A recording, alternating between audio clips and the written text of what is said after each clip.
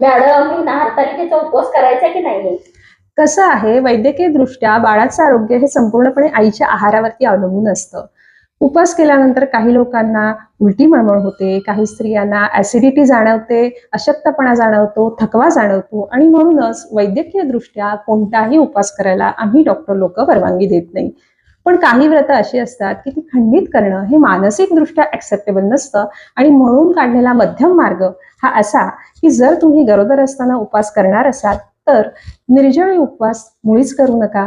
त्याचबरोबर 2-2 तासाला आरोग्यदायी गोष्टी म्हणजे फळं, दूध, सुकामेवा हे खात राहावा.